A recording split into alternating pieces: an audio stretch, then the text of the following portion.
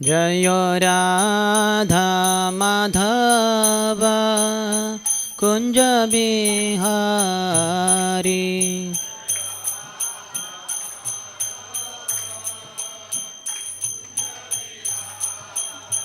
जय गोपीजन वल्लभ गिरिवरधारी जय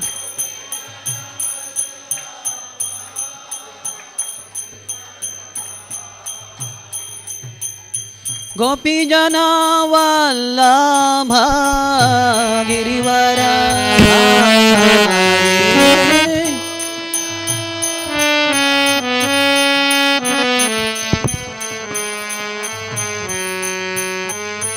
यशोदानंदन ब्रज जनरंजन यशोदा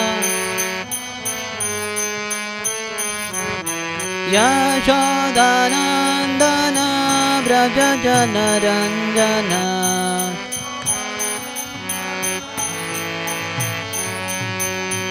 यमुना तीरावनचारी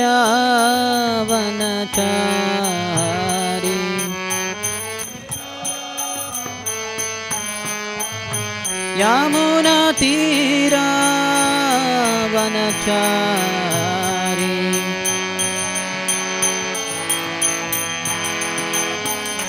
जय राधा माधव कुंज बिहारी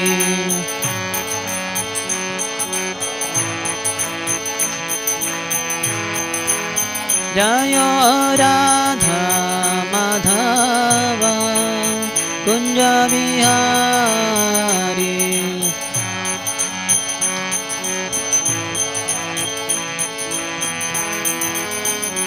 हरे कृष्ण कृष्ण कृष्ण हरे हरे हरे राम राम राम हरे हरे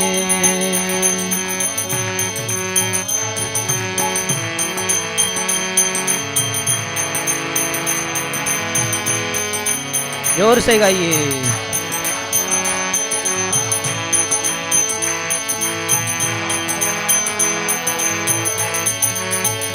हरे कृष्ण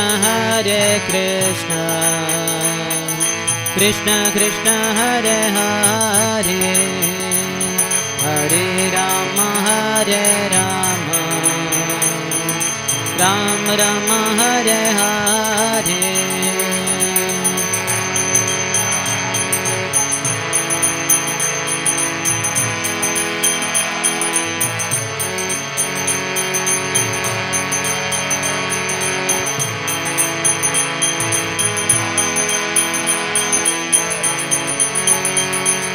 हरे कृष्ण कृष्ण कृष्ण हरे हरे हरे राम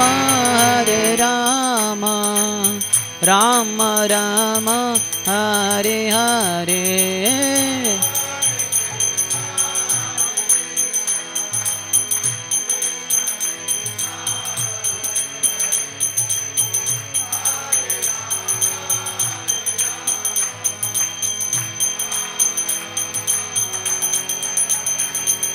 हरे कृष्ण कृष्ण कृष्ण हरे हरे हरे राम राम राम हरे हरे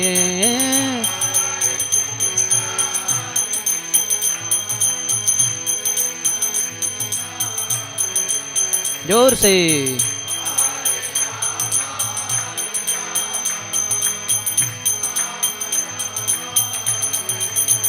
हरे कृष्ण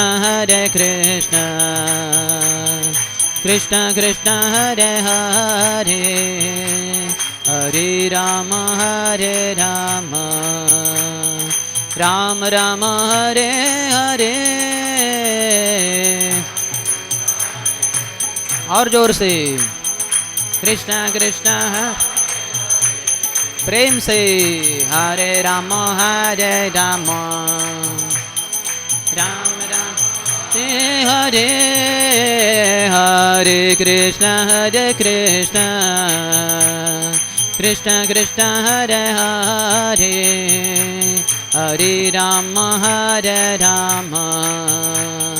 राम राम हरे हरे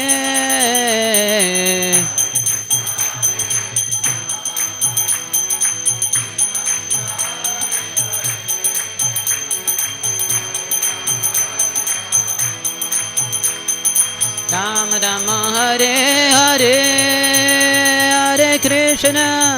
हरे कृष्ण कृष्ण कृष्ण हरे हरे हरे राम राम राम हरे हरे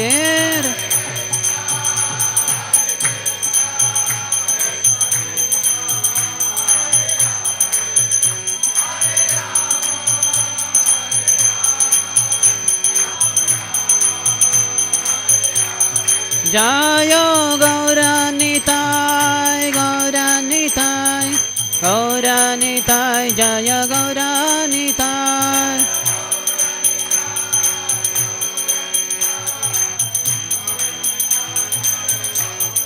जय जय प्रभुपाद प्रभुपाद प्रभुपाद पाय प्रभुपाद जय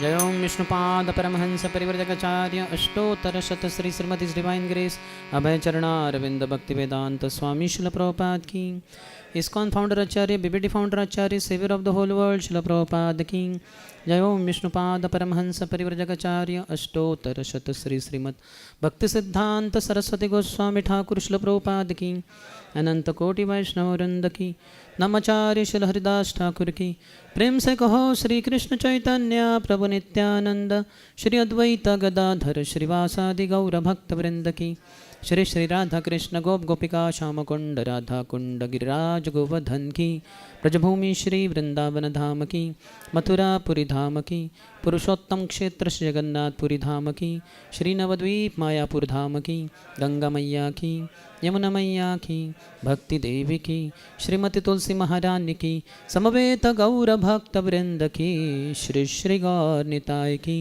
ग्रंथराज श्रीमद् भगवद गीता की निताय गौर प्रेमानंदे all glories to the assembled devotees all glories to the assembled devotees all glories to the assembled devotees all glories to Shri Guru and Shri Gauranga Namo Vishnupadaye Krishna Preshthaya Bhutale Shrimate Bhakti Vedanta Swamin iti namine Namaste Saraswati Deve Gauravani Pracharine Nirvishesha Shunyavadi Paschatya Deshatarine।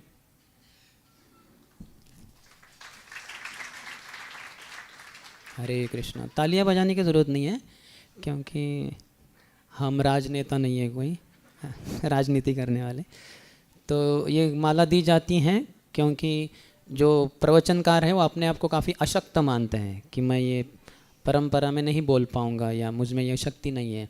तो उनको शक्ति देने के लिए भगवान की कृपा जो भगवान को अर्पण की हुई माला है या हो सकता है प्रभुपाद को अर्पण की हुई उनको प्रदान की जाती है जिससे कि उनको शक्ति मिले।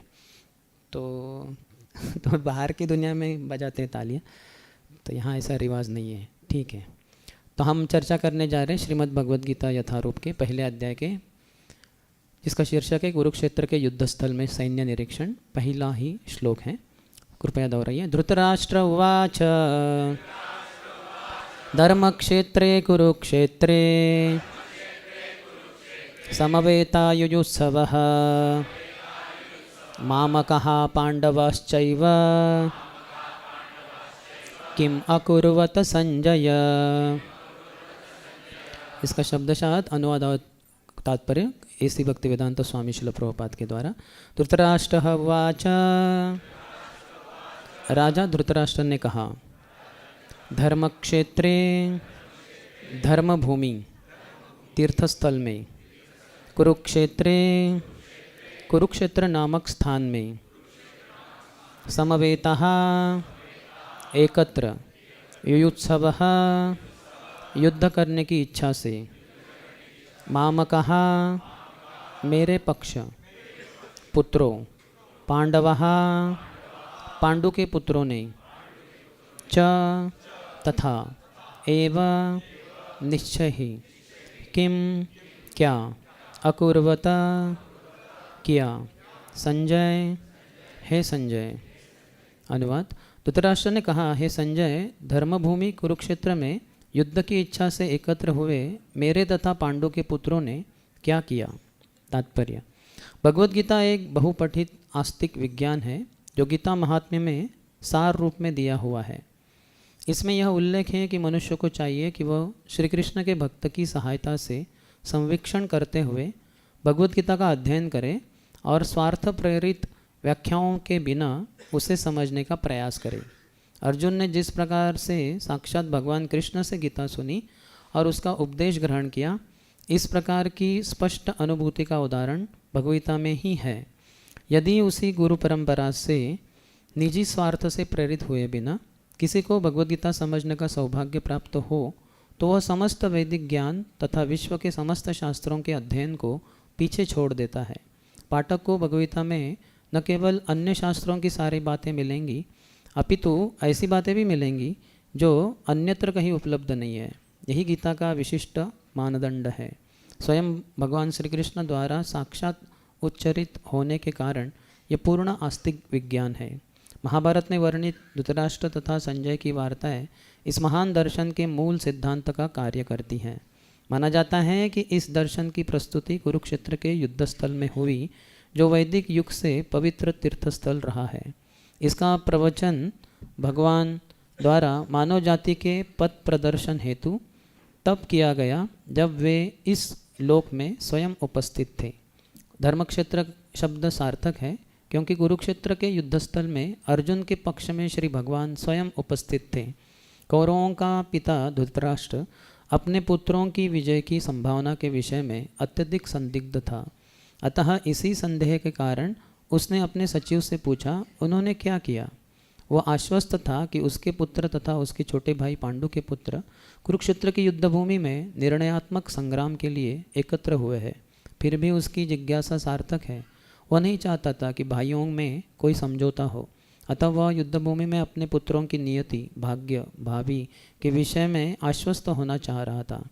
क्योंकि इस युद्ध को कुरुक्षेत्र में लड़ा जाना था, जिसका उल्लेख वेदों में स्वर्ग के निवासियों के लिए भी तीर्थक स्थल के रूप में हुआ है। अतः धृतराष्ट्र अत्यंत भयभीत था कि इस पवित्र स्थल का युद्ध के परिणाम पर न जाने कैसा प्रभाव पड़े।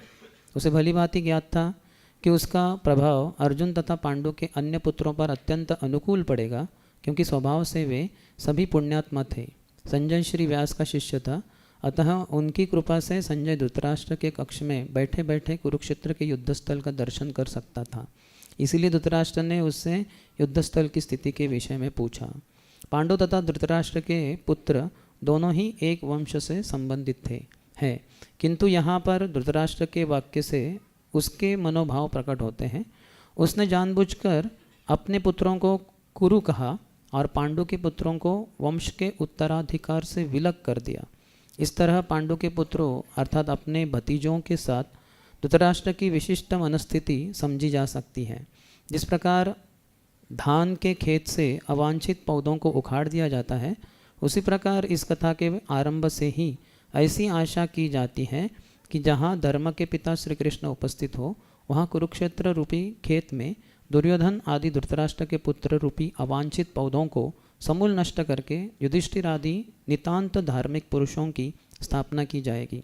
यहाँ धर्मक्षेत्रे तथा कुरुक्षेत्र शब्दों की उनकी ऐतिहासिक तथा वैदिक महत्ता के अतिरिक्त यही सार्थकता है। ओम ज्ञानतिमिरन्धस्य ज्ञानाञ्जनशलाकया चक्षुरोन्मिलितं येन तस्मै श्रीगुरवे नमः। श्रीचैतन्यमनोभीष्टं स्थापितं येन भूतले स्वयं रूपः कदा मह्यं ददाति स्वपदान्तिकं वन्देऽहं श्रीगुरोः श्रीयुतपदकमलं श्रीगुरोन् वैष्णवांश्च श्रीरूपं साग्रजातं सहगणा रघुनाथान्वितं तं सजीवं साद्वैतं सावधूतं परिजनसहितं कृष्णचैतन्यदेवं श्रीराधा कृष्णपादान् सहगणा ललिता श्रीविशाखान्वितांश्च वाञ्छाकल्पतरुभ्यश्च कृपासिन्धुभ्य एव च पतितानां पावनेभ्यो वैष्णवेभ्यो नमो नमः। जय श्री कृष्ण चैतन्य प्रभु नित्यानंद श्री अद्वैत गदाधर श्रीवास आदि गौरभक्तवृंद। हरे कृष्णा कृष्ण कृष्ण हरे हरे हरे राम राम राम हरे हरे।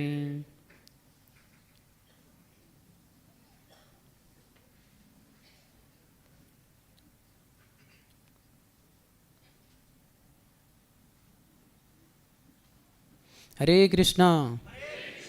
तो सर्वप्रथम मैं श्रीमान कन्हई ठाकुर प्रभु एंड श्रीमान गौर लीला प्रभु का बहुत आभारी हूँ कि उनके ही व्यवस्थापन के अंतर्गत मुझे यहाँ पे बुलाया गया आज के इस भागवत या भगवगीता के श्लोक के ऊपर चर्चा करने के लिए। तो उनकी ही कृपा से मुझे शक्ति मिली थोड़ा भगवान का गुणगान करने के लिए, और आप सबका भी स्वागत है। जब हम कुछ लीडिंग रोल लेते हैं तो काफ़ी उत्साह आता है। कितने जनों का अनुभव है?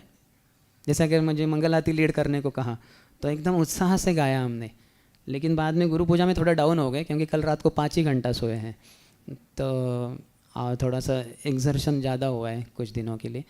तो जब लीडिंग रोल लेते हैं तो बहुत उत्साह आता है क्योंकि दूसरों को प्रेरणा देना होता है, तो खुद को तो प्रेरित दिखाई देना ही चाहिए, है कि नहीं? वो लीडर ही प्रेरित नहीं है तो फिर फॉलोअर्स कैसे के प्रेरित होंगे? तो इसलिए वो भगवान भी शक्ति देते हैं, तो इसलिए लीडरशिप रोल लेना चाहिए। तो जारे देखो तारे को हो कृष्ण उपदेश हमारा आज्ञा गुरु हैया तारे ही देश। तो जिस किसी को मिलते हैं तो आप उनको कृष्ण के बारे में बताइए तो वो लीडरशिप रोल ले, तो आपको बहुत उत्साह आएगा, उससे तो ज़्यादा ही आप उत्साही रहेंगे। तो इस तरह से करना है हमें। तो ये जो श्लोक शायद आप यहाँ गीता के ऊपर जो महत्वपूर्ण श्लोक हैं उनकी चर्चा करने वाले हैं, शायद कुछ 108। तो आज शायद ये पहला ही श्लोक है, तो बहुत महत्वपूर्ण श्लोक है ये। वैसे तो पहला अध्याय ही है सैन्य निरीक्षण, कुरुक्षेत्र के युद्धस्थल में सैन्य निरीक्षण। ऐसे थोड़ा लगता है कि इसमें तो कुछ है ही नहीं, ये बहुत महत्वपूर्ण है क्योंकि ये बैकग्राउंड है, ये पार्श्वभूमि है। हुआ क्या, क्यों बताई गई भगवत गीता? क्योंकि अर्जुन हम देखेंगे इस अध्याय में वो बहुत ही मूड ऑफ हो जाते हैं, बहुत निराश हो जाते हैं। अरे मैं कैसे लड़ूँ, ये तो सब मेरे ही परिवार वाले हैं, मेरे ही चाचा हैं, नाना हैं, दादा हैं, मामा हैं, चचेरे भाई हैं, मौसी के पुत्र हैं, मामा के पुत्र हैं, इन सबको कैसे मार सकता हूँ मैं? नहीं नहीं नहीं नहीं नहीं नहीं, मैं नहीं लड़ना चाहता हूँ। इससे तो अच्छा है कि मैं भिखारी बन जाऊँ, संन्यास ले लूँ, जंगल चला जाऊँ। तो कृष्ण फिर प्रेरणा देते हैं, पूरा दूसरे अध्याय से जो बोलना शुरू करते हैं 18वें अध्याय तक उनको पूरा प्रेरित करते हैं कैसे ये लड़ना तुम्हारे लिए बहुत महत्वपूर्ण है, क्योंकि ये धर्म युद्ध है। ऐसे कोई सामान्य कार्य नहीं है, सामान्य कर्तव्य नहीं है, ये धर्म है। धर्म की स्थापना करने के लिए मैं आता हूँ और अपने भक्तों के द्वारा भी स्थापना करता हूँ।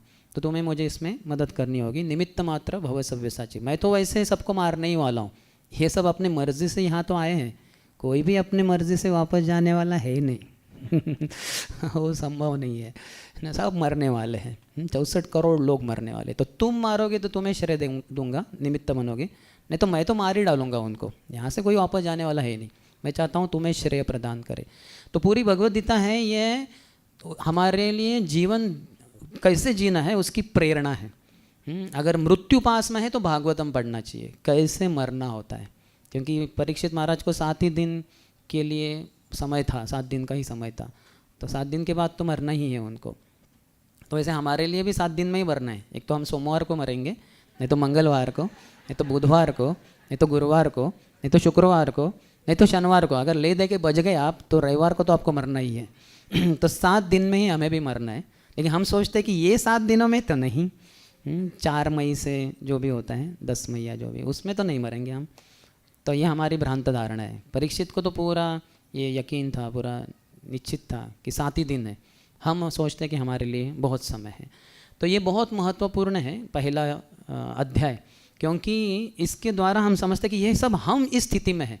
जब तक हम न समझे कि हम भी अर्जुन की ही स्थिति में हैं, तब तक ये दूसरे से 18 अध्याय कुछ मायने नहीं रखते। हम गीता को इतना ध्यान नहीं देंगे, इतना महत्व नहीं देंगे, इतना गंभीरता से नहीं लेंगे अपने जीवन में। जब हमें भी लगता है, काफ़ी लोग मुझे कॉल करते हैं, तो काउंसलर तो नहीं है, हम उनके काउंसलर नहीं है ऑफिशियली, लेकिन पूछते हैं क्योंकि हम जानते हैं भक्त पूरे भारत में अलग अलग जगह पे, तो प्रभु जी मुझे ऐसा हुआ, ये मैं पुट ऑफ हो गया हूँ, ये हो गया। तो उनको कहता हूँ पहला अध्याय पढ़ो आप, कि कैसे अर्जुन की क्या स्थिति हुई थी, तो आपकी भी स्थिति वैसी ही है। फिर आगे दूसरे अध्याय से पढ़ना शुरू कर दो, कम से कम दूसरा तो अध्याय पढ़ो, और ये जानो कि तुम शरीर नहीं, तुम आत्मा हो, जो भगवद्गीता की मूल सीख है। इतना समझ गए तो तुम अपने जो समस्या है, अपने संकट है, अपनी जो कुछ परेशानी है, उससे आसानी से मुक्त हो जाओगे। जैसे कहीं तो पाश्चात्य देश में परम पूज्य जयद्वैत स्वामी महाराज, जो शिला प्रभुपाद के वरिष्ठ भक्त हैं, प्रवचन दे रहे थे। शायद सड़क के बाजू में ही कुछ तो पंडाल प्रोग्राम था, उधर वो प्रवचन दे रहे थे अंग्रेज़ी में। तो अंग्रेज़ी में प्रवचन देते उन्होंने कहा कि भगवद्गीता की मूल सीख है, we are not this bodies but we are spirit souls. तो वहाँ से 2 बहुत मोटी स्त्रियाँ जा रही थी, बहुत ही मोटी थी, तो इसके कारण लोग चिढ़ाते थे उनको, ए मोटी, ऐसे इंग्लिश में चिढ़ाते थे उनको। तो बड़ी परेशान थी दोनों। तो जैसे ही रास्ते से चलते चलते ही उन्होंने बस वो 2 लाइन्स उनके कान पे आ गए कि we have to know we are not this bodies, we are spirit souls. तो इमीडिएटली तुरंत उन्होंने कहा व्हाट अ ग्रेट रिलीफ, कितना क्या हाँ राहत महसूस हो रही है। देखिए 2 सेंटेंस सुनने से इनकी इतनी राहत मिली उनको। तो अगर हम 20 सुनेंगे, 200 सुनेंगे, 2000, 20,000, 2 लाख, 20 लाख, 2 करोड़, 20 करोड़ अगर वाक्य सुनेंगे भगवद्गीता से, तो कितनी राहत मिलनी चाहिए। तो इसलिए अर्जुन के साथ अपनी पहचान करवाना बहुत ही महत्वपूर्ण है। हमारी स्थिति यही है, अर्जुन की ही स्थिति हमारी जीवन में भी है। जैसे मैंने कहा ना कि मैं थोड़ा सा 5 ही घंटा सोया हूँ, थोड़ा एग्जॉस्शन के कारण थोड़ा सा बॉडी थोड़ा डाउन है, लेकिन वही भक्तों के संग में आते हैं। मैं कैब में आया वहाँ से यहाँ 4:30 से कुछ तो 5:10 तक, तो पूरा डिस्ट्रैक्शन थे। हालांकि इतना तो सिटी एक्टिव नहीं है, लेकिन फिर भी इधर उधर। लेकिन जैसे ही मैं यहाँ आया, बैग रखा और चल के ही जब कर रहा था, क्योंकि रात को नींद नहीं हुई, बैठेंगे तो सो जाएंगे, तो जब कर रहा था। लेकिन आप सब भक्त जो बैठे थे, कुछ ही भक्त थे, पता नहीं कितने थे, 20-25, लेकिन काफ़ी जब की क्वालिटी में सुधार आ गया। यहाँ प्रभु जी बैठे थे, वहाँ माता जी बैठे थे, और मैं बीच में से चलते हुए जब कर रहा था, तो इतना कॉन्सेंट्रेशन बढ़ गया। बहुत अच्छा हुआ। जब जो कैब में था वो काफ़ी डिस्ट्रैक्टेड था, यहाँ आके डिस्ट्रैक्शन काफ़ी कम हो गए। तो इसलिए हमें भक्तों के संग में आना चाहिए और जीने की कला सीखनी चाहिए। बाद में मृत्यु की भी कला हम सीख लेंगे। तो बहुत महत्वपूर्ण है गीता का ये जो पूरे 18 अध्याय है, इसमें पूरे शास्त्रों का निचोड़ है।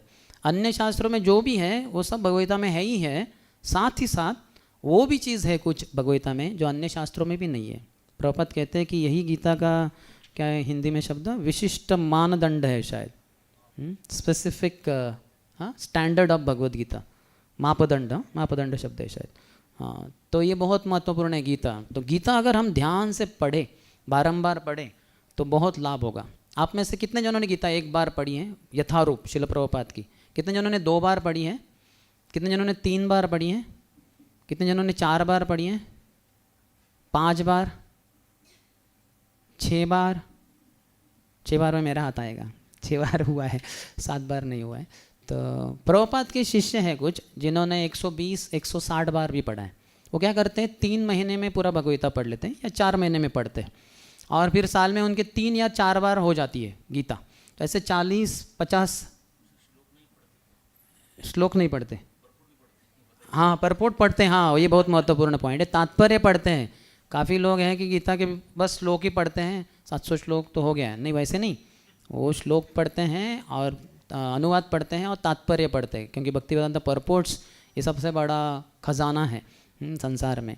तो ऐसे करके साल में 3 या 4 बार हो गया। तो ऐसे पिछले 40, 45 या 50 सालों में उनका 120-160 बार पढ़ के हो चुका है। तो हमें बार बार पढ़ने चाहिए ग्रंथ।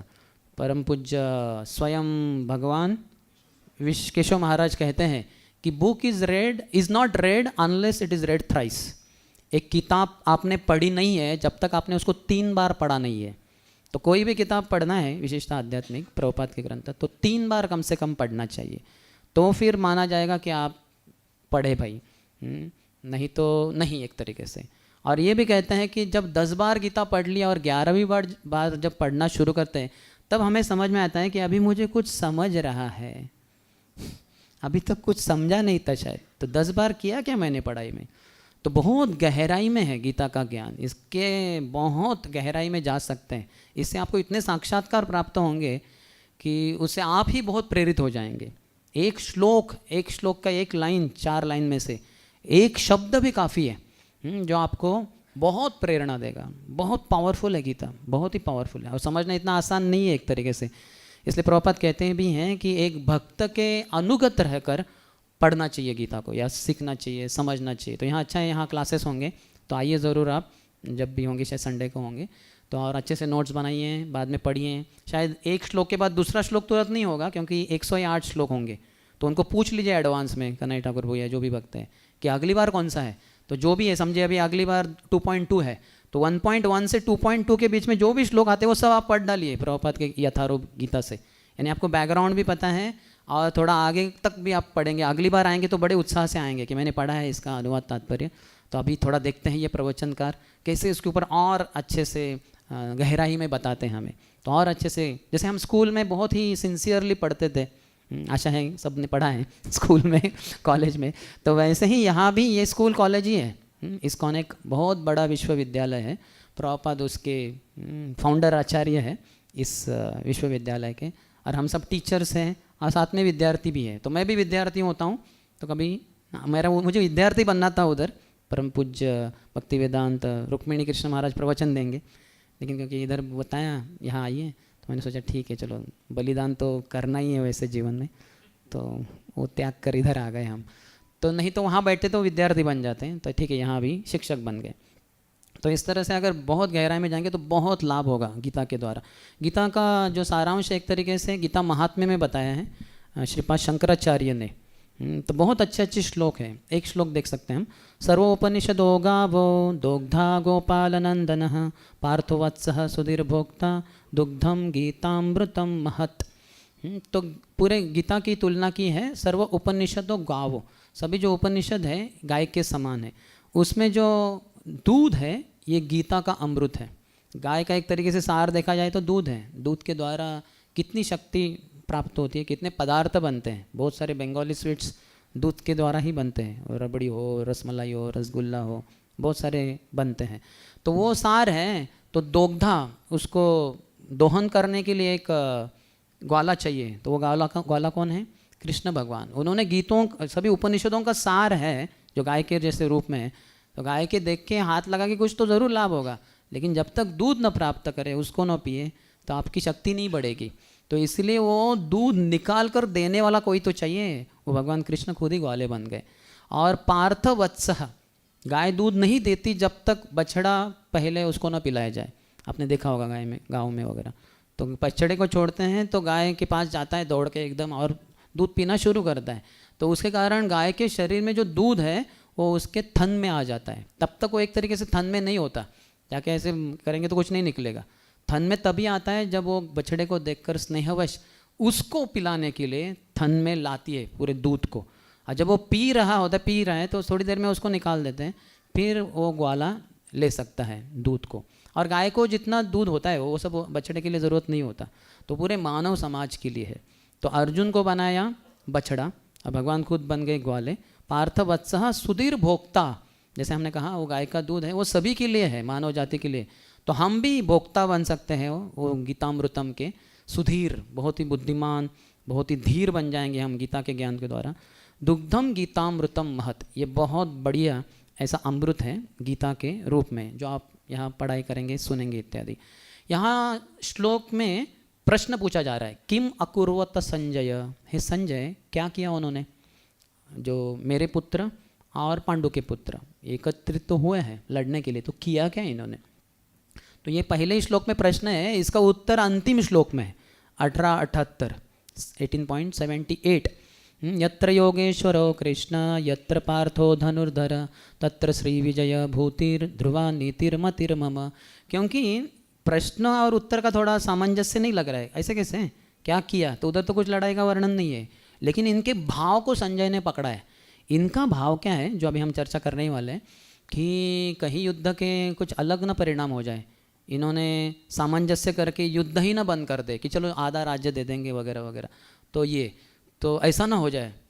या फिर क्योंकि ये धर्मभूमि है, पांडवों की विजय ना हो जाए, क्योंकि मेरे तो सब बच्चे गए गुजरे पापी है सब, तो उनका तो पराजय ही होगा।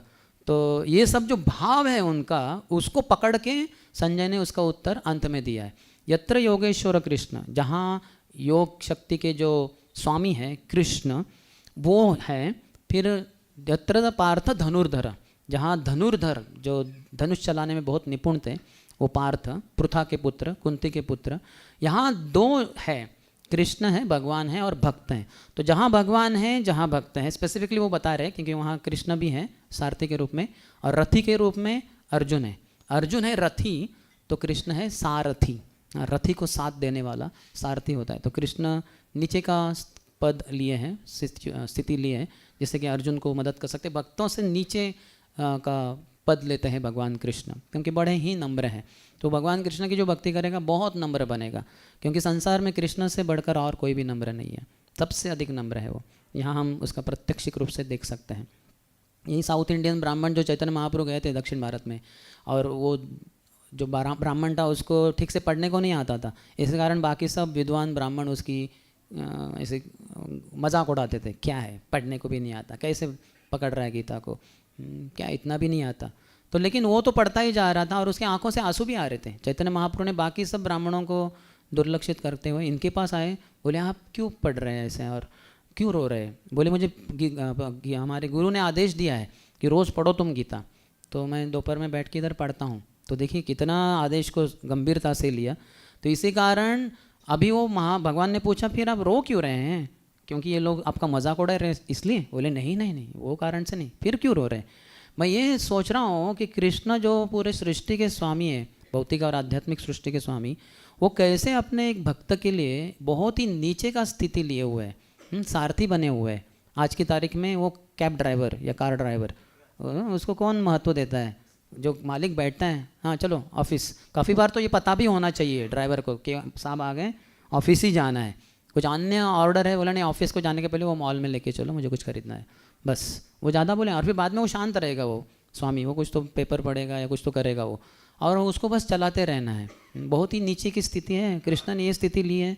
तो ये सोचकर ही मेरे आँखों से आंसू आते रहते।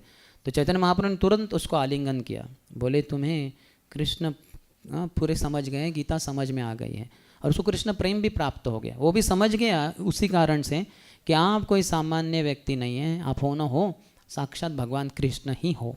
उसको ये भी समझ में आ गया, जो बाकी ब्राह्मणों को समझा ही नहीं, क्योंकि वो वैष्णव अपराध कर रहे थे।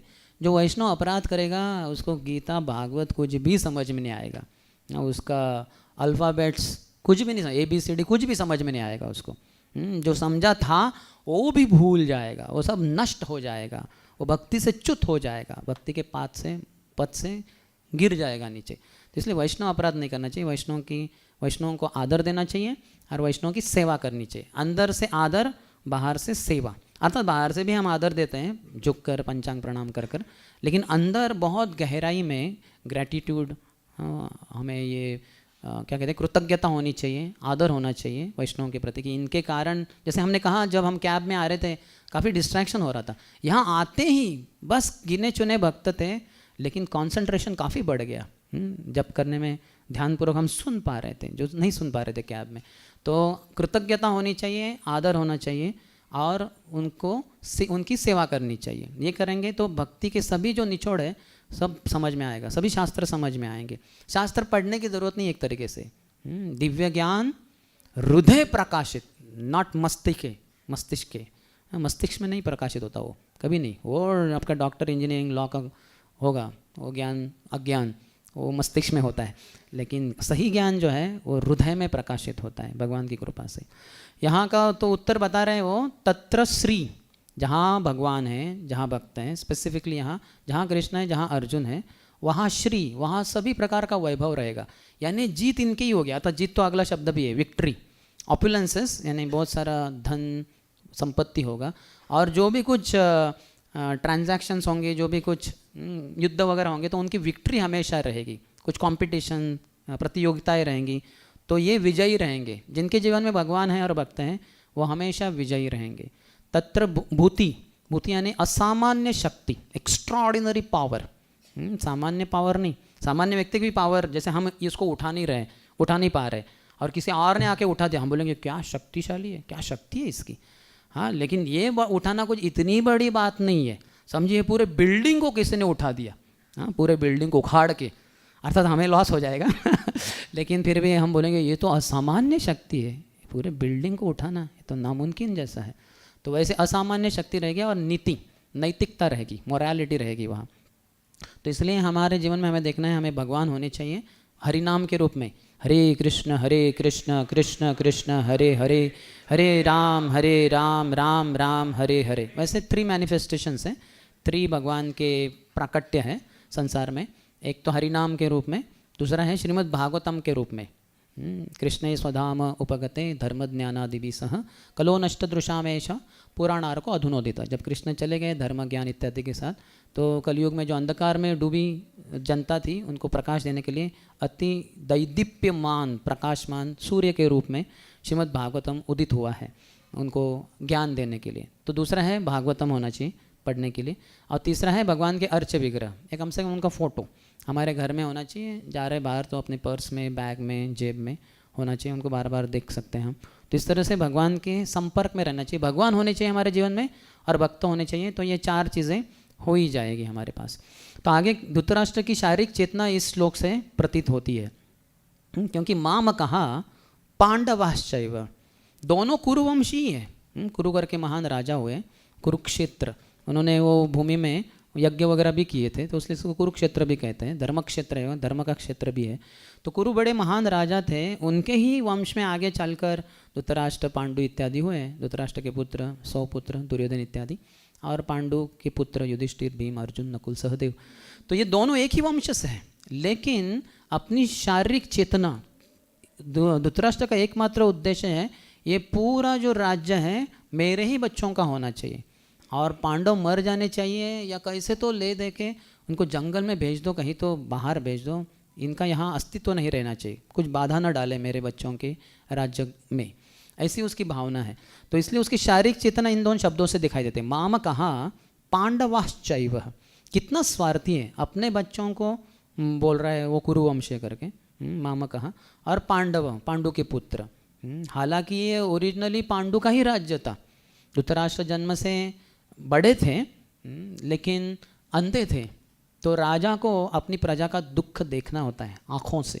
जब दुख देखेगा, महाराज महाराज मेरे पास खाने के लिए कुछ भी नहीं, महाराज 2 दिन से भूखा, जब वो उसका चेहरा देखेगा उस स्थिति है ना, उसको 2 दिन से नहीं खाया तो उसके चेहरे पे क्या समस्या हो रही है, उसके पेट में कितनी आग पड़ी होगी, किस स्थिति से गुजर रहा है, जब आंखों से देखेगा राजा तो उसका हृदय द्रवित होगा, और वो तुरंत उसको मदद करेगा, या उसके लिए जान भी दे देगा, लड़ाई अगर करनी है इत्यादि। तो ये अंधा है, तो ये अपात्र है, ये क्वालिफाइड नहीं है, ऐसे करके बता दिया भीष्म ने।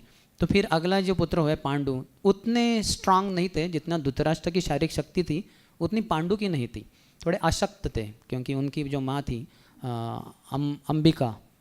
अंबालिका, वो थोड़ी पेल हो गई वेदव्यास जी के उग्र रूप को देखकर। ये कैसे साधु है, माय गॉड, जितना कुरूप बताया था अंबिका ने, उससे तो 10,000 करोड़ों गुना अधिक कुरूप दिखते ही है। तो इनके साथ शारीरिक संग, तो आंखें ही बंद कर ली उन्होंने। आंखें तो पहली वाली ने बंद की, तो ये इनको पता है था आंखें बंद मत करना, क्योंकि नहीं तो मेरा बच्चा जैसे अंधा हो जाएगा तुम्हारा भी अंधा हो जाएगा, आंखें बंद मत करना, ठीक है।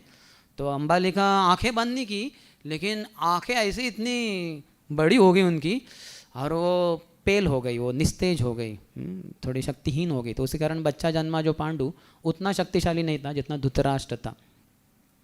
तो फिर वो कहते हैं मामका पांडवाश्च, यानी अहम मम, मेरे पुत्र, मैं धृतराष्ट्र, मेरे पुत्र सब कुरुवंशीय, दुर्योधन, दुशासन इत्यादि। तो अहम और ममेति में फंसा हुआ है, ये इसके स्मॉल माइंडेडनेस, या इसे क्या कहते हैं, लघु संकुचित बुद्धि का प्रतीक है। वो ऐसा सुभाषित है कि अयम निजः परो वेत्ति गणना लघु चेतसाम उदारचरितानाम तु वसुधैव कुटुंबकम। अयम निजः, ये मेरा है, ये मेरी पत्नी, ये मेरा बच्चा, ये मेरा घर, ये मेरी कार, ये मेरा चप्पल, ये मेरा, ये मेरा मेरा मेरा। अयम निजः, ये मेरा, परो वेत्ति, और ये पराया, वो दूसरे का बेटा बच्चा। मराठी में कहावत है, आपला तो बाब्या दूसराचा तो कार्टिया। कितने जन मराठी जानते हैं? जानते काफ़ी जन। हाँ, आपला तो बाब्या, जो मेरा बच्चा है वो बाब्या है, नहीं बहुत बेबी, बहुत स्वीट वगैरह वगैरह। दूसरा तो कार्टिया, कार्टिया आप जानते हैं, नालायक, बदमाश, लुच्चा, लफंगा, जो भी गाली आप जानते हैं वो सब उसमें आ जाती है कार्टिया घर में करके। हाँ, तो वही भाव है इसका। अयम निजः परो वेत्ति, ये मेरा, वो पराया।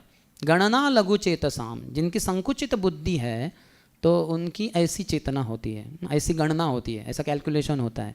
उदार चरितानाम, तो जिनका बहुत बड़ा हृदय है, वसुधैव कुटुंबकम, पूरा पृथ्वी ही मेरा परिवार है।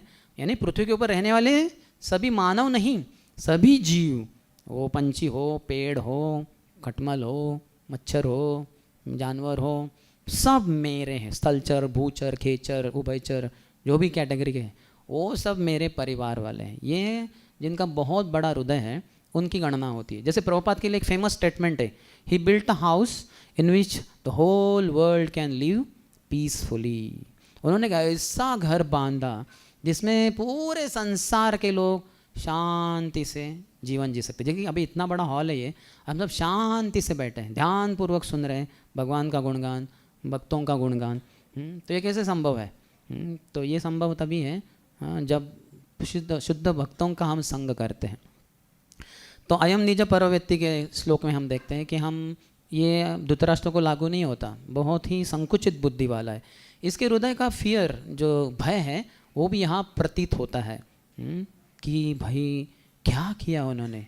अभी पहले ही बताया, समवेता युयुत्सवः, वो एकत्रित हुए हैं युयुत्सवः, with the desire, with the eagerness to fight, लड़ने के लिए बहुत उत्सुक है वो लोग। तो क्या करेंगे? वो लड़ने के लिए आए हैं, उत्सुक भी हैं, तो लड़ेंगे वो। जैसे किसी भक्त को बहुत भूख लगी है और प्रसाद दिया और उसने महाप्रसादे गोविंदे नाम ब्राह्मणी वैष्णव श्लोक गाया, इसके बाद उसने क्या किया?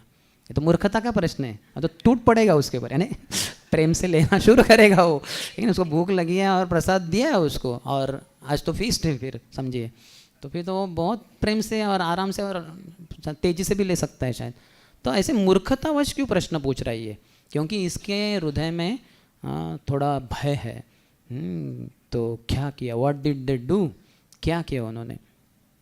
तो जब हम प्रभुपाद इस श्लोक में कहते हैं, इसके तात्पर्य में कहते हैं कि पढ़ाई के बारे में, गीता हमें कैसे पढ़नी चाहिए, तो पढ़नी चाहिए बहुत स्क्रूटिनाइजिंगली, यानी बहुत ही ध्यानपूर्वक पढ़ना चाहिए, बहुत गहराई में चाहिए।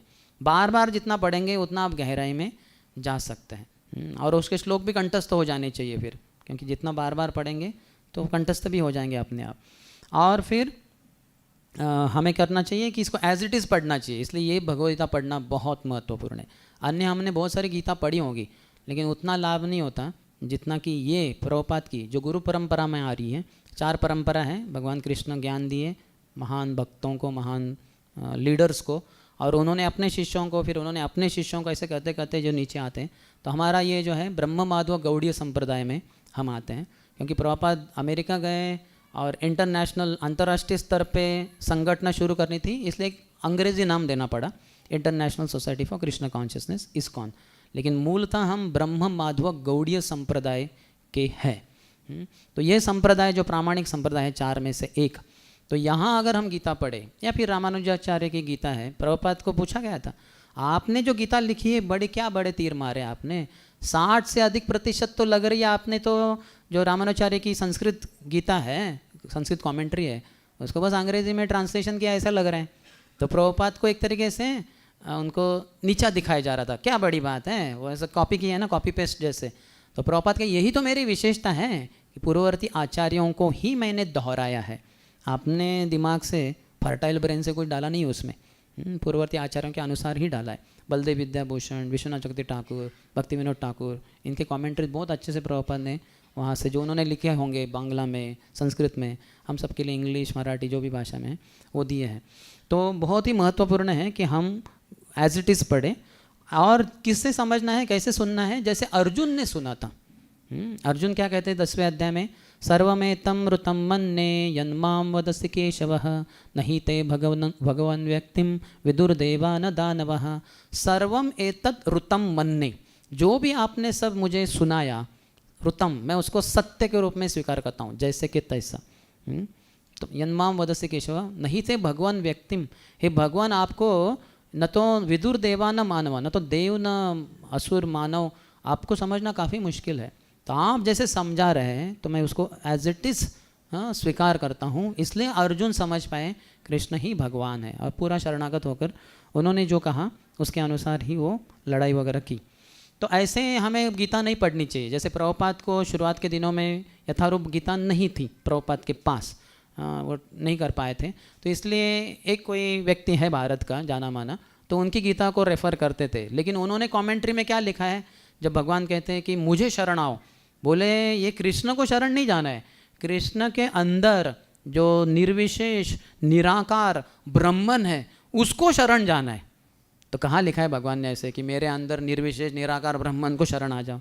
नहीं, मुझे शरण आ जाओ। सर्वधर्मान परित्यज्य माम एकम लिखा है, मन्मना भव मद भक्तो मद्याजी माम नमस्कुरु। माम माम माम कितने जगह पे भगवगीता में भगवान कहते हैं।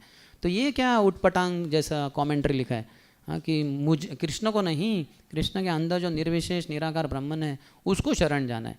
तो ये उचित नहीं है, ऐसे गीता पढ़ना नहीं चाहिए हमें, उससे लाभ नहीं होगा, उल्टा पदभ्रष्ट हो जाएंगे, भ्रमित हो जाएंगे।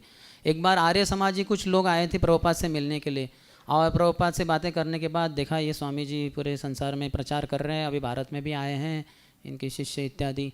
तो आर्य समाजी लोग मूर्ति पूजा में विश्वास नहीं रखते, और देखा इस्कॉन के मंदिरों में तो बहुत बड़े बड़े विग्रह हैं, बहुत शान से, बहुत टाट बाट में इसका हो रहा है पूजा अर्चना इत्यादि, भोग लगाए जा रहे हैं, अच्छा ड्रेसिंग होता है इनका दिन में 2 बार इत्यादि।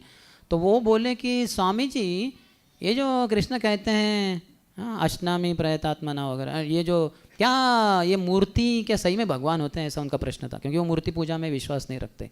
तो प्रभुपाद कहें कि कृष्ण ने भगवगीता में कहा है 9वें अध्याय में, पत्रम पुष्पम फलम तोयम यो में भक्त्या प्रयच्छति तदहम भक्ति उपरुतम अश्नामी प्रयतात्मना। अगर कोई प्रेम और भक्ति से मुझे एक पत्ता तुलसी का, फूल, फल, पानी अर्पण करे तो मैं इसको स्वीकार करता हूँ, मैं उसको खाता हूँ। अश्नामी यानी खाता हूँ। यहाँ तक कि अगर आप फूल अर्पण करें भगवान को, गेंदे का फूल, गुलाब का फूल, कमल का फूल, तो भगवान उसको खा जाते हैं, भगवान उसको खा जाते हैं, क्योंकि अश्नामी शब्द बोला है। और पानी को भी बांग्ला में कहते हैं खाबो, जल खाबो जल को खाओ, हम बोलते हैं जल को पियो, और अन्न खाओ, लेकिन खाते हैं भगवान। प्रेम से अगर खिलाए तो खाते हैं। तो भगवान कह रहे हैं गीता में कि अगर प्रेम भक्ति से मुझे खिलाए तो मैं खाता हूँ, तो मैं कृष्ण की सुनूं कि आपके जैसे बदमाशों की सुनूं। लोफर, लोफर शब्द है, पता नहीं लोफर को क्या हिंदी में कहते हैं लोफर ही कहते हैं क्या इतना लो क्लास शब्द है कि उसको ट्रांसलेशन में भी लोफर ही रखा है शायद। तो देखिए, तो प्रभुपाद कहते हैं मैं कृष्ण की सुनूं कि आप जैसे लोफर की सुनूं, नहीं मैं आपकी नहीं सुनता। तो ऐसे जो टिकाए टिप्पणी है उसको नहीं पढ़ना चाहिए। इसलिए हमारे लिए बड़ा सौभाग्य है ये प्रभुपाद की गीता और भक्तों के बीच में पढ़नी चाहिए। मैंने 14 साल की उम्र में गीता पढ़ी थी, उन दिनों में मराठी में करंदीकर करके एक बड़े प्रसिद्ध मराठी लेखक है, उन्होंने उसका पूरा अनुवाद किया था। तो वैसे तो मेरी उम्र कम ही थी, वैसे 13-14 साल का था मैं, 8वीं-9वीं कक्षा में था। तो और उनका करंदीकर, वो तो कोई भक्त नहीं, एक माला भी नहीं जप करते, तो उनका जो ट्रांसलेशन में दम नहीं है। अभी जो ट्रांसलेशन किया है श्यामानंद प्रभु, रोहिणी कुमार प्रभु और बाकी भक्तों ने, ये बहुत पावरफुल है, मराठी में हो या हिंदी में हो, अभी बहुत अच्छी बात है। तो ये ट्रांसलेशन पढ़ना चाहिए। अब डायरेक्टली जिनको इंग्लिश आता है वो प्रभुपाद की ही गीता अंग्रेज़ी में पढ़ सकते हैं। तो गीता में सब कुछ है, आप जो भी कुछ चाहते हैं प्रश्नों के उत्तर वो सभी है। किसी भक्त ने आपके पास शायद होता होगा हाँ, ऐसे प्रश्न पूछे, आपके जो मन में कुछ कुछ प्रश्न होंगे, तो कौन से श्लोक में उसका उत्तर है गीता के, हाँ, ऐसे एक चार्ट बनाया है, आपने सॉफ्ट कॉपी वगैरह देखा होगा, सबको सर्कुलेट कर सकते हैं व्हाट्सएप से इत्यादि, है ना। ये अगर आपको क्रोध को नियंत्रण करना है तो ये, काम को फिर ये श्लोक पढ़िए, फिर ये हैं तो वो पढ़िए। तो बहुत अच्छा भक्तों ने बनाया। तो सब कुछ है भगवद्गीता में, सब कुछ है। हालांकि बेसिक है, स्कूल लेवल कहते हैं इसको। प्रभुपाद कहें कि गीता यानी विद्यालय में पढ़ना, और फिर भागवतम यानी जैसे कॉलेज, और चैतन्य चरितामृत यानी पोस्ट ग्रेजुएशन, और वैष्णव गीत यानी डॉक्टरेट, PhD करना। तो वैष्णव सॉन्ग के एक एक शब्द में हजारों वैदिक ग्रंथ है, और श्लोक तो फिर करोड़ों करोड़ है, पूरा निचोड़ है। इसलिए वैष्णव सॉन्ग को समझना भी बहुत महत्वपूर्ण है, भक्तों से उसको समझ लेना चाहिए हमें। तो ये थीस्टिक साइंस है, प्रभुपाद कहते हैं। हिंदी में क्या शब्द है इसको? आस्तिक विज्ञान है शायद। हाँ, क्योंकि जिनको भगवान के ऊपर विश्वास है उनको आस्तिक कहते हैं। अस्ति, भगवान अस्ति, भगवान होते हैं। और भगवान न अस्ति, भगवान नहीं होते, उसको नास्तिक कहते हैं। न अस्ति, नास्ति, नास्तिक, यानी जो आदमी है उसको नास्तिक, और जो उसका जो भावना है उसको नास्ति, नहीं होते भगवान। लेकिन जो वैसी भावना को रखता है वो नास्तिक कहला जाता है। तो यहाँ साक्षात भगवान कृष्ण ही हैं जो गीता बोल रहे हैं। तो इसलिए ये परफेक्ट थीस्टिक साइंस है, परिपूर्ण आस्तिक विज्ञान है, क्योंकि साक्षात भगवान यह स्वयं पद्मनाभस्य मुख पद्मात् विनिश्रुतः, जिनकी पद्मनाभ है, जिनकी नाभि नेवल जो है वो नाभि कमल के समान है। भगवान की नाभि से निकलता है एक दंडी और जिसके ऊपर कमल खिलता है, लेकिन भगवान की नाभि भी कमल सदृश है, कमल के समान ही है। तो यहाँ स्वयं पद्मनाभस्य, जिनकी पद्मनाभ है, जिनकी नाभि पद्म के समान है, मुख पद्मात् विनिश्रुतः, गीता महात्म्य में श्रीपाद शंकराचार्य कहते हैं मुख पद्मात्, उनके मुख पद्म से विनिश्रुतः ये गीता का अमृत बहता है। तो इसलिए इसको पढ़ना चाहिए, बार बार पढ़ना चाहिए। तो अभी धर्म क्षेत्र जो है, धर्म क्षेत्र क्यों कहा गया है कि यहाँ बहुत सारे धार्मिक कार्य किए गए थे कुरु राजा के द्वारा और अन्यों के द्वारा भी। और क्यों धर्म क्षेत्र है? क्योंकि धर्म के मूर्तिमान स्वरूप साक्षात भगवान कृष्ण है। धर्मराज होते हैं, जो पापी लोग रहते हैं उनके लिए धर्मराज का काउंटर पार्ट रहता है यमराज, लेकिन जो धार्मिक लोग रहते हैं उनके लिए धर्मराज भी रहते हैं। जो 33 करोड़ देवी देवता हैं तो उसमें धर्मराज भी है और यमराज भी है, दोनों देवता है। जो पुण्यात्मा है उनके लिए धर्मराज है, जो पापी है उनके लिए यमराज है। लेकिन वो तो धर्म के राजा हैं, धार्मिक हैं, और उनके ही द्वारा फिर युधिष्ठिर का भी जन्म होता है, धर्मराज और कुंती के द्वारा। लेकिन धर्मराज आते क्यों हैं? वो क्यों ऐसा धर्म का पालन कर पाते हैं या धर्म को प्रचार करते हैं? क्योंकि कृष्ण का आश्रय लेते हैं। तो इसलिए कृष्ण ही जहाँ उपस्थित है तो साक्षात धर्म है। धर्मम तो साक्षात भगवत प्रणीतम, जो भगवान कहते हैं उसको धर्म कहते हैं। जैसे आप और हम बैठकर ट्रैफिक के रूल्स नहीं बना सकते, चलो ऐसा बनाएंगे हम ट्रैफिक का रूल कि संडे के दिन यहाँ से जाएगी ट्रैफिक, मंडे के दिन वहाँ से, ऐसे हम उटपटांग जैसे कुछ भी नियम बनाएंगे, इसको ट्रैफिक रूल्स के रूप में स्वीकारा नहीं जाएगा। जो गवर्नमेंट सरकार के लोग हैं वो साथ में आके जो नियम बनाते हैं उसको ट्रैफिक के रूल्स बोलते हैं। तो उसी तरह से हम और आप धर्म को नहीं बना सकते, धर्म आता है साक्षात भगवान कृष्ण से ही। धर्मम तो साक्षात भगवत प्रणीतम। तो इसलिए भगवान कहते हैं अर्जुन को मारो, ये लाखों करोड़ों लोगों को मार डालो। तो मार डालना यही धर्म है। या फिर युधिष्ठिर को कहा था कि बोलो कि अश्वत्थामा मर गए, अरे अश्वत्थामा तो जीवित है, द्रोणाचार्य के पुत्र, मैं कैसे बोल सकता हूँ? तो फिर कृष्ण ने थोड़ा भीम को इशारा दिया, तो एक हाथी था जिसका नाम अश्वत्थामा था, तो उसको एक पंच मार के भीम ने उसको मार डाला। कृष्ण कहे देखो अभी तो बोल सकते हो अश्वत्थामा इज डेड, अश्वत्थामा मर गया ना। तो बोले फिर भी युधिष्ठिर तैयार नहीं, क्योंकि जब मैं द्रोणाचार्य के सामने जाके बोलूँगा अश्वत्थामा इज डेड, हालांकि मैं बोल रहा हूँ कि अश्वत्थामा एलिफेंट मर गया, लेकिन द्रोणाचार्य क्या समझेंगे? अश्वत्थामा यानी मेरा पुत्र मर गया, तो हतबल हो जाएंगे बेचारे, हाँ, निराश हो जाएंगे, नीचे बैठ जाएंगे। तो मैं कैसे झूठ बोल सकता हूँ? तो कतराए वो। इसलिए उनका जो रथ था, जो हमेशा ज़मीन से 1 इंच करीबन ऊपर उड़ता था, वो हवा में चलता था एक तरीके से, ज़मीन पे नहीं चलता था वो। लेकिन जैसे ही उन्होंने झूठ बोलने से कतराए तो रथ नीचे गिर गया, ज़मीन को स्पर्श किया, लेकिन फिर से वो ऊपर भी आ गया। थोड़े समय ने उन्होंने जो गलती की उसका उनका एहसास दिलाने के लिए वो नीचे गिरा। तो इसलिए भगवान जो कहते हैं उसी को धर्म कहते हैं। शास्त्र में सब उसका बहुत विस्तार से वर्णन है, इसलिए धर्म को समझना काफ़ी मुश्किल है। इसलिए महाजनो ये न गतः स पंतः, महाजनों के पदचिन्हों पे चलना चाहिए, क्योंकि शास्त्रों में इधर ये बात की है, उसी दूसरे ऐसी करीबन स्थिति में दूसरी भी कुछ बात की है, इस भक्त ने ऐसा किया तो उस भक्त ने कुछ उल्टा ही अलग ही तरीके का, और दोनों सही है। तो हमें क्या करना है आज की तारीख में 2026 में, जब मई महीना शुरू हुआ है, तो मैं जिस स्थिति में हूँ तो मैं क्या करूँ। तो इसलिए हमारे महाजन होते हैं जिनको हम काउंसलर कहते हैं, गुरु के प्रतिनिधि या गुरु भी, तो उनको सुनना चाहिए जिससे कि हमें समझ में आए करना क्या है हमारे वैयक्तिक निजी जीवन में। तो धृतराष्ट्र को यहाँ शंका हो रही है कि मेरे पुत्रों का विजय होगा कि नहीं, क्योंकि धर्म क्षेत्र है और मेरे सब पुत्र अधार्मिक है, तो जीतना मुश्किल हो जाएगा, क्योंकि ये धार्मिक भूमि है। जैसे आप जानते हैं क्रिकेट में इत्यादि मैच में जो इंडियन टीम है, और यहाँ भारत में ही मैच हो रही है, तो इंडियन टीम को जीतना काफ़ी संभावना है, क्योंकि यहाँ सब यानी वो खेल चुके हैं। वो चंडीगढ़ का स्टेडियम हो, पूना का हो, बॉम्बे का हो, कलकत्ता, हैदराबाद, वो सब खेल चुके हैं। अलग अलग जो नेशनल लेवल पे जो मैचेस हुए हैं उसमें वो खेल चुके हैं, उनको अंदाज़ हो है इस ग्राउंड का, इस भूमि का। लेकिन वही अगर ऑस्ट्रेलिया में मैच है तो वहाँ की भूमि का अंदाज़ तुरंत आना मुश्किल है, तो जीतने की संभावना बहुत कम हो जाती है। तो ये धर्म क्षेत्र है, तो यह धार्मिक लोगों को ज़्यादा बल देगा और अधार्मिक लोगों का बल खींच लेगा ये, क्योंकि भूमि ही वैसी बनी हुई है। तो इसलिए उसको बड़ा डर है, थोड़ा शंका है क्या होगा, हम शायद हार जाए। तो धृतराष्ट्र के सभी जो पुत्र हैं, धृतराष्ट्र स्वयं भी ये माया के प्रतिनिधि है। दुर्योधन तो साक्षात कली राज था, कली का ही अंश था वो, तो इसलिए कलयुग जैसे सत्यानाश करता है लोगों का, तो उस सत्यानाश के लिए ही बना हुआ था सभी का, खुद का भी और दूसरों का भी। तो माया के साथ हम जंग जो छेड़ते हैं माया के प्रति, तो इसमें क्या है, ऐसे लगता है कि हम जीत रहे हैं। प्रभुपाद कहते हैं काफ़ी जगह पे, the man is trying to lord it over material nature.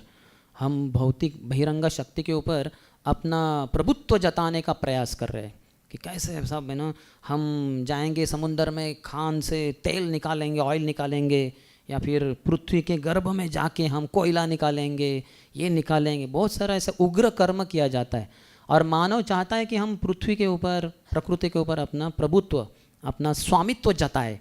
लेकिन ये बहुत मुश्किल है, यह नामुमकिन है।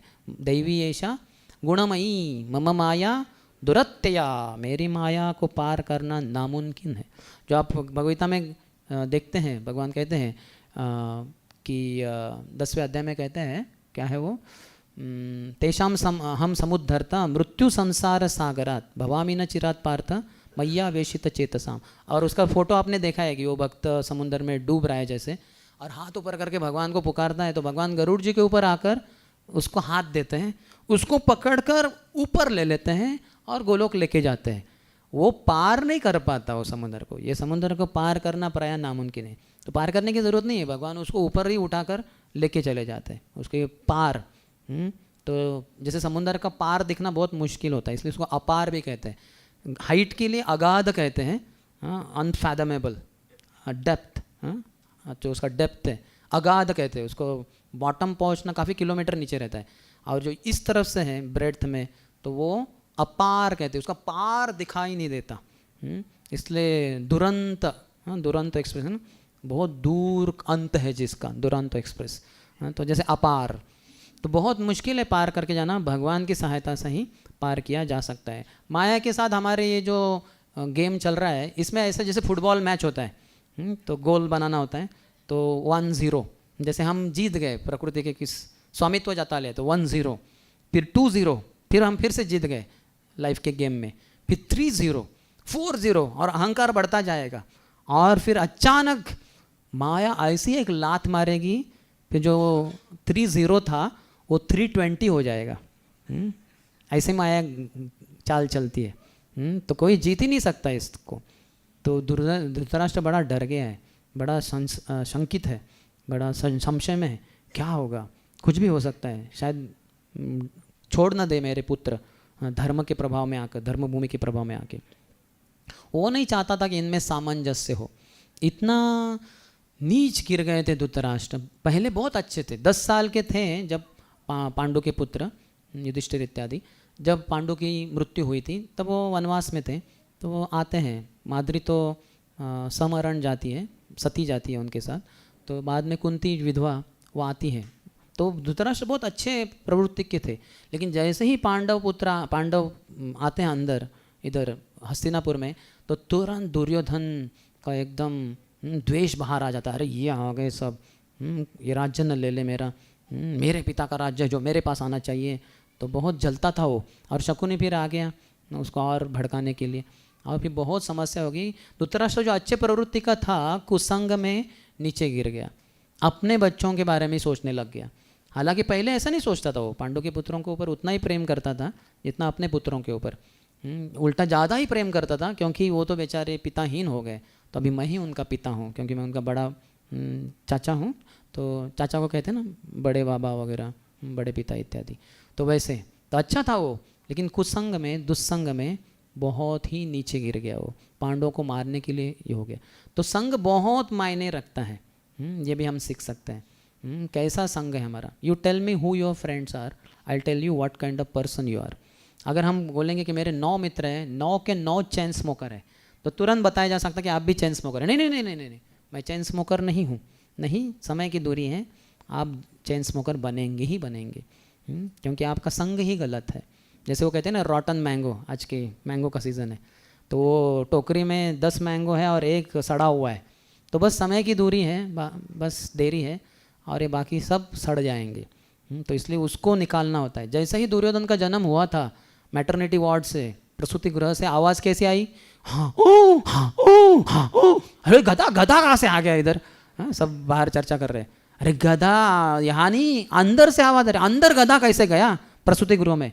तो फिर दाई आई और बोले महाराज की जय हो, महाराज पुत्र आपका हुआ है, और वो पुत्र ही गधे जैसा, जो भी होता है उसका रैंक ना या जो भी है, वो गधे जैसा आवाज़। तो जैसे ही भीष्म ने सुना ये अरे अंदर जो बच्चा पैदा हुआ है उसकी आवाज़ है, तुरंत धृतराष्ट्र का ये तो बहुत अपशकुन है, ये बहुत ही सत्यानाश कर देगा पूरा कुरुवंश को। महाराज इसको तुरंत मार डालिए या जंगल में फेंक दीजिए, त्याग कर दीजिए। तो धृतराष्ट्र ने कहा नहीं नहीं नहीं, मेरा बच्चा है, पहला ही है। थोड़ा नटखट रहेगा, राजकुमार रहेगा तो राजपुत्र तो, लेकिन थोड़ा सुधारा जा सकता है उसको। तो आसक्त था वो, तो बहुत समस्या होगी। उसका कहना था ये एक पुत्र से आसक्त होने के कारण उसने बाकी 99 पुत्रों को खो दिया, और अर्थात बाद में ये जो पहला था उसको भी खो दिया। लूज गेम खेला उसने, विन विन नहीं हुआ। तो एक को बचाने गया तो 99 से हाथ धोना पड़ा, और 100 से भी। तो ये बड़ी मूर्खता हुई उनकी। आसक्ति इस तरह से व्यक्ति को उल्लू बना देती है, इसलिए आसक्ति को छोड़ना चाहिए। लेकिन आसक्ति ऐसी होती है, वो आ तो सकती है, जा नहीं सकती। आसक्ति है, जा नहीं सकती।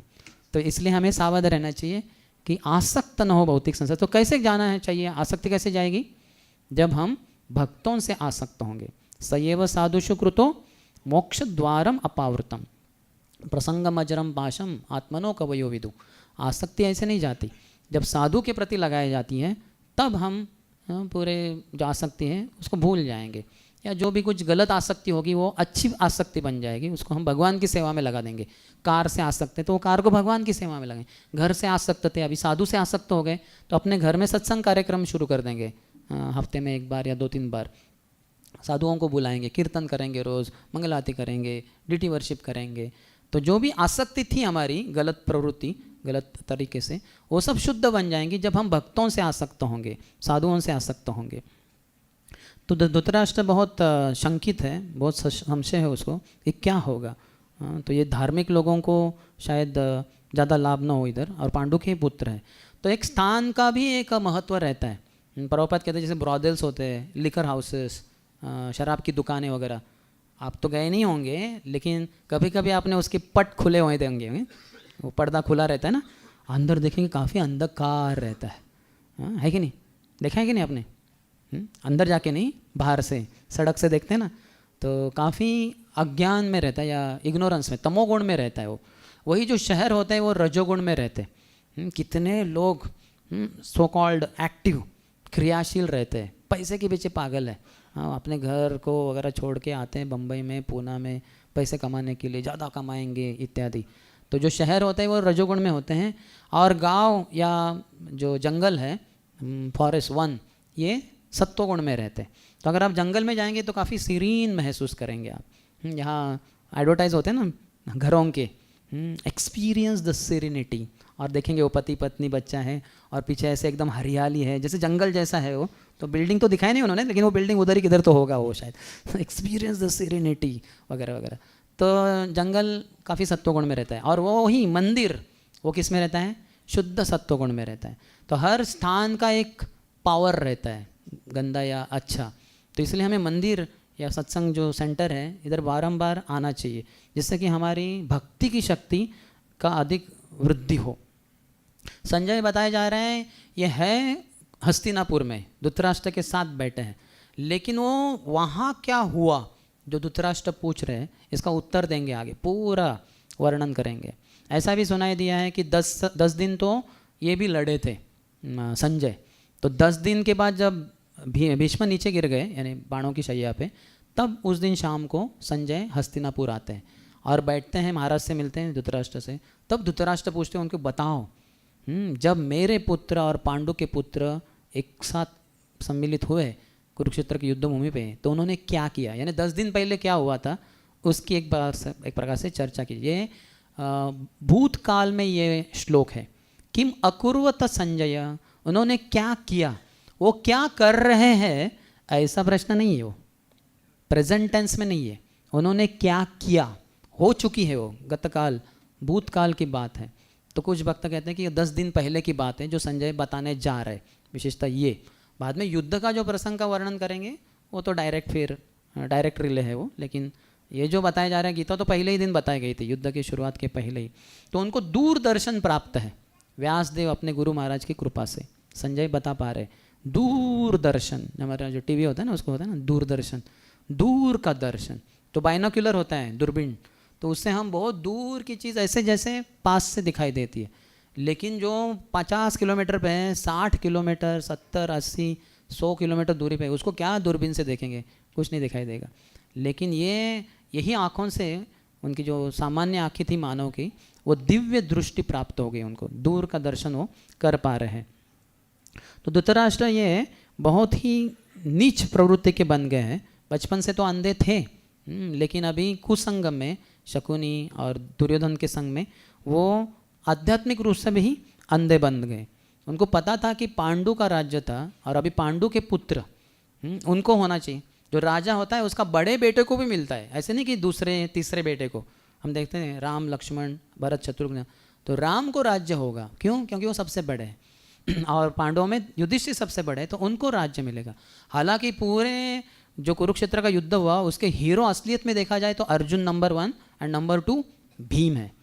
बाकी नकुल, सहदेव, युधिष्ठिर, उनका इतना पावर आप नहीं देखेंगे महाभारत के युद्ध में। सबसे अधिक अर्जुन का सामर्थ्य, उनका धनुर्धारी इत्यादि वो दिखाई देता है, और दूसरा है भीम। लेकिन बड़े भाई तो उनके बड़े युधिष्ठिर है, तो वही राजा बनेंगे। तो चलो ले दे के, अगर पांडु का पुत्र युधिष्ठिर अपने पुत्र दुर्योधन से बाद में जन्म लिया है, तो भी धृतराष्ट्र थोड़ा बोल सकता है, आगे ठीक है भाई, मेरा राज्य था, मैं अंधा था, इसलिए पांडु को दिया गया, लेकिन अभी मेरा पुत्र युधिष्ठिर से बड़ा है, तो अभी इसका राज्य होना चाहिए, इसको दे दो राज्य। ऐसे वो थोड़ा बहुत लड़ सकता था, थोड़ा वाद विवाद कर सकता था, लेकिन वो भी बात नहीं हुई। हालांकि गांधारी पहले गर्भवती बनी थी, गांधारी पहले गर्भवती बनी थी, दुर्योधन उसके कोख में था, लेकिन तब तक वहाँ पांडु तो 12 साल से ब्रह्मचारी थे, क्योंकि उनको शाप मिला था किसी ऋषि के द्वारा कि अपने पत्नी का संग करने जाएंगे तो उनकी मृत्यु होगी। तो ब्रह्मचारी व्रत को ही 12 साल पालन किए थे, और 12 साल के बाद फिर कुंती देखी कि मेरे पतिदेव पांडु ये काफ़ी व्यथित है, क्योंकि उनकी चिंता है कि अगला राजा मैं बना नहीं पा रहा हूँ, जन्म नहीं दे पा रहा हूँ बेटे को। तो उन्होंने फिर एक राज खोल दिया कि जब मैं 13 साल की जवान लड़की थी, तो मुझे दुर्वासा मुनि के द्वारा एक वरदान प्राप्त हुआ है, मैं किसी भी देवता को बुलाकर कुछ भी चीज़ मांग सकती हूँ। तुरंत पांडु ने कहा, अच्छी बात है, तो अभी तुम तुरंत धर्मराज को बुलाओ और उनके द्वारा एक पुत्र की मांग करो। तो धर्मराज के द्वारा उनको युधिष्ठिर तत्क्षण मिले। वो तो 9 महीने के लिए गर्भवती हुई नहीं, वो तो हो गए उनके पुत्र। और वहाँ गांधारी तो बेचारी अभी तक गर्भवती है, और उसका गर्भ वो प्रसूति हो ही नहीं रहा है। तो जब उसको पता चला जंगल की खबर कि वहाँ कुंती ने बच्चे को जन्म दिया, तो इतनी क्रोधित हुई, तो उन्होंने झट से अपने उम्ब के ऊपर, अपने क्या कहते हैं, गोद के ऊपर उन्होंने मार दिया जोर से। तो उसके कारण एक लंप ऑफ फ्लैश पैदा हो गया पूरा, जैसे गर्भपात के कारण। तो जब वो देखा तो रोने लग गया, अरे ये क्या हो गया, अभी तो कुछ भी नहीं होगा, जब मर गए मेरा बच्चा मर गया। तो फिर व्यासदेव ने कृपा करके वो जो था मांस का सब जो, उसको 100 टुकड़े कर दिए और उसको घी के मटके में घी डाल के एक एक मटके में वो एक एक मांस का टुकड़ा डाल दिया, ऐसे 100 ये थे।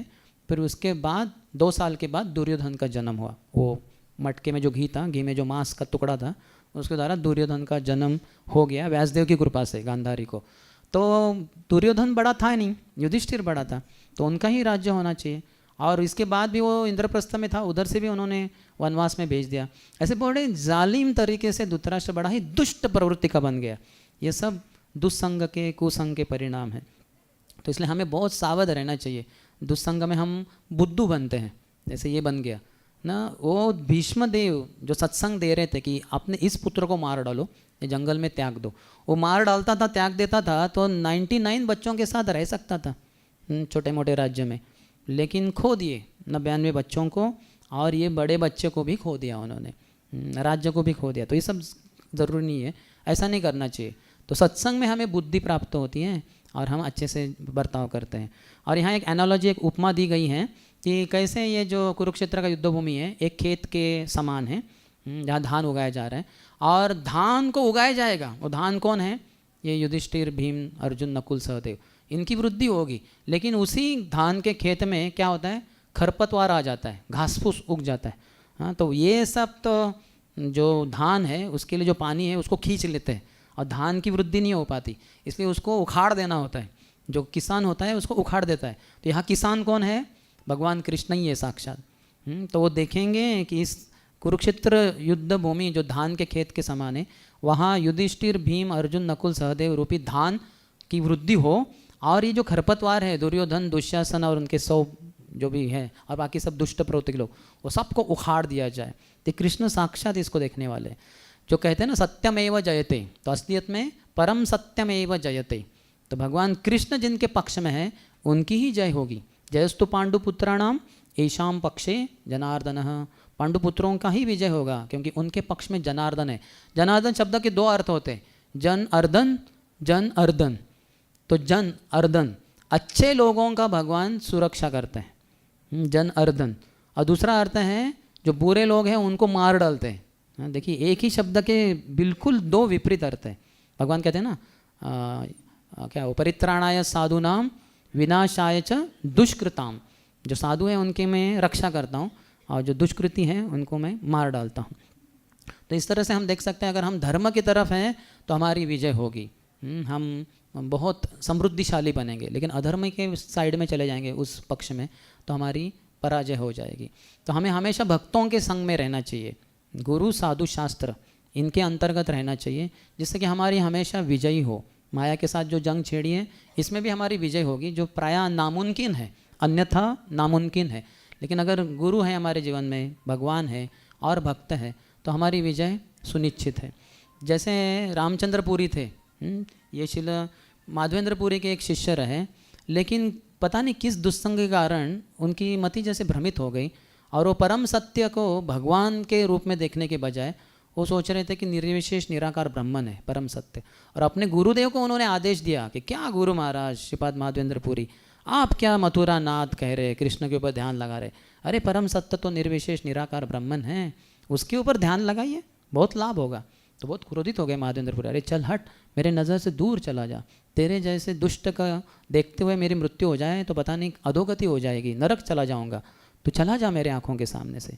तो चले गए तो जगन्नाथपुरी चले गए और सभी भक्त जो चैतन्य महाप्रभु के अनुयायी थे उनके साथ अपराध करने लग गए। उनको बहुत परोसते थे प्रसाद, अरे लो भाई जगन्नाथ का महाप्रसाद है, ना नहीं बोलना चाहिए, हाँ ले लो ले लो ले लो ले लो। और सीनियर डिवोटी हैं तो प्रेम क्या वो ज़बरदस्ती खिला रहे हैं, तो बेचारे भक्त खाए, फिर अत्याचार हुआ, अत्याचार के आगे भी कितना खाए, अरे नहीं अभी अभी बहुत हो गया बाबा, अभी अभी मेरा पेट फट जाएगा नहीं तो। अरे देखो कितना खाते हैं, मैंने तो सुना था महाप्रभु भक्तगण वैराग्य प्रधान, महाप्रभु के सभी जो पार्षदगण हैं वो बहुत वैरागी है और इतना खा रहे दबा दबा कर, बोल रहा पेट फट जाएगा मेरा। इतना भी कभी खाता है क्या कोई? हाँ ऐसे। और वो सोचते रहे अरे हम तो खाने को तैयार ही नहीं थे, इन्होंने ज़बरदस्ती खिलाए। भक्तों के ऊपर तो अपराध किए, भगवान तक को नहीं छोड़ा। चैतन्य महाप्रभु को उनके घर में गए, देखा चींटियों की लाइन जा रही, बोला अरे ये सन्यासी रहता है इधर, चींटियाँ जा रही हैं ज़मीन के ऊपर, क्या अर्थ निकलता है? यानी छुप छुप कर मिठाई खाता है ये सन्यासी इधर। तो प्रभुपाद कहते हैं तात्पर्य में, अरे भारत में तो टॉयलेट में भी चींटियाँ दिखती है, इसका अर्थ नहीं कि कोई भक्त टॉयलेट में चुप चुप कर गुलाब जामुन श्रीखंड खा रहा है। हाँ तो उधर भी रहती है वो गर्मी के दिनों में वगैरह, तो ऐसे। लेकिन महाप्रभु ने कभी भी आक्षेप नहीं लिया, भक्तों को समझाया। भक्त बहुत चिढ़ गए थे, बहुत क्रोधित हो गए थे कि क्या ये आपको बोल रहे हैं कि इतना नहीं खाना चाहिए, कम खाइए। तो महाप्रभु ने अपना प्रसाद जो था आधा कर दिया था। तो लेकिन फिर भी महाप्रभु कहते थे नहीं वो मेरे हितैषी हैं, तो आप बुरा मत कुछ सोचिए, अच्छा ही सोच रहे हैं, सन्यासी को कैसे भी नहीं खाना चाहिए। बोले महाप्रभु आप तो कभी अत्याचार किए ही नहीं, आप बराबर ले रहे थे, क्यों आपने कम कर दिया? तो लेकिन महाप्रभु ने समझाया नहीं। तो बाद में जाके रामचंद्रपुरी वहाँ से चले गए, उनका पतन हो गया क्योंकि उन्होंने भगवान का भक्त का अपराध कर दिया। तो अगर हम भगवान का भक्त का अपराध करेंगे तो भक्ति के मार्ग से च्युत हो जाएंगे, गिर जाएंगे। ये धृतराष्ट्र है, आगे जाके भागवतम में पहले स्कंद के 13वें अध्याय में हम देखते हैं धृतराष्ट्र क्विट्स होम करके अध्याय। तो उसमें विदुर जी जो गए थे यात्रा के लिए, तीर्थ यात्रा के लिए, वापस आके एकमात्र अपने काउंसलिंग धृतराष्ट्र के काउंसलर थे विदुर जी, तो काउंसलर बड़े दयालु हैं, आए उनके उद्धार के लिए और उनको बहुत ज़बरदस्त प्रवचन किया उन्होंने। ऐसा प्रवचन सुन के रोंगटे खड़े हो जाएंगे आपके। और फिर उनको अनासक्त करते, जो इतने आसक्त थे तो उनको अनासक्त करके जंगल लेके गए, 5 दिन रहे, वो तपस्या वगैरह की, योग साधना की। लेकिन ले दे के क्या बने वो? सिर्फ धीर बने, नरोत्तम नहीं बन पाए। नरोत्तम यानी शुद्ध भक्त और धीर यानी सत्वगुण में आ जाना। तो बहुत रजोगुणी थे वो, तमोगुणी थे धृतराष्ट्र, कुसंग में नीचे गिर गए थे। तो ले दे के सत्वगुण में आके धीर बन गए, बस शुद्ध भक्त नहीं बन पाए क्योंकि उन्होंने भक्तों के बहुत अपराध किए थे। और एक तरीके से समय काफ़ी बीत गया था, 5 ही दिन मिले उनको। बाद में उनकी योग साधना से उन्होंने अपने शरीर को जला दिया, खाक कर दिया, गांधारी ने उसमें ही प्रवेश कर लिया। तो हम देखते हैं कि कैसे अगर हम अधर्म का पक्ष लेंगे तो हमारा पराजय हो जाएगा। न तो इस संसार में जीत पाएंगे, न तो आध्यात्मिक जीवन में जीत पाएंगे। लेकिन अगर हम धार्मिक रहेंगे, हम धर्म की तरफ से रहेंगे, हरि गुरु वैष्णवों के संग में रहेंगे, उनके अनुसार चलेंगे, तो हमारी विजय तो सुनिश्चित है। परम विजयते श्री कृष्ण संकीर्तनम, जो श्री कृष्ण संकीर्तन, ये संकीर्तन आंदोलन में भाग लेंगे उनका तो परम विजय होगा, सामान्य विजय नहीं, परम पूरा पूरा विजय होगा। तो इस तरह से हमें इस श्लोक से बहुत कुछ सीख मिल सकती है। तो हमने थोड़ी चर्चा की। आपका कोई प्रश्न है?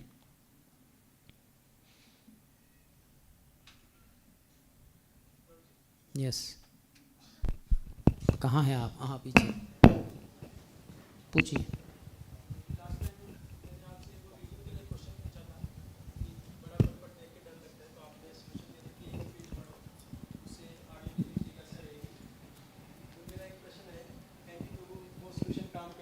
हरि बोल। हरे कृष्ण। प्रभु जी, मैं एयरपोर्ट पर गया था दिल्ली जाने के लिए। वहाँ पे मैंने एक शराब की दुकान देखी। तो भक्ति में आने से पहले मैं ड्रिंक करता था। तो जब मैंने वहाँ पे देखा तो एक पर्टिकुलर एक ब्रांड देखकर मेरे मन में क्या आया कि अरे ये ब्रांड मैंने नहीं पिया। क्योंकि उस टाइम मेरे पास पैसे नहीं थे। तो भयंकर जिज्ञासा। हाँ। तो सिर्फ उस टाइम ऐसा थॉट आया और अभी 15-20 दिन पहले फिर वही थॉट आया, मतलब 5-6 महीने बाद। तो प्रभु मेरे को बहुत डर लग रहा है कि अगर मृत्यु के समय भी मेरे को ये थॉट आया तो नहीं आएगा। आप चैतन्य महाप्रभु जो हरि नाम की जो मदिरा पिला रहे हैं उसको भर भर कर पिए। ये ब्रांड को भी आपने चखा नहीं है।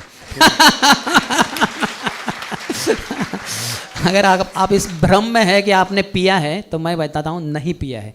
क्योंकि इस ब्रांड को पिएंगे आप, जो हरि नाम की मदिरा को, तो आपको इस संसार की कोई मदिरा याद ही नहीं आएगी, कुछ भी नहीं। वो पानी के समान दिखाई देगा। हम तो बिस्लरी बॉटल को भी नहीं खरीदते, अपना पानी कैरी करते।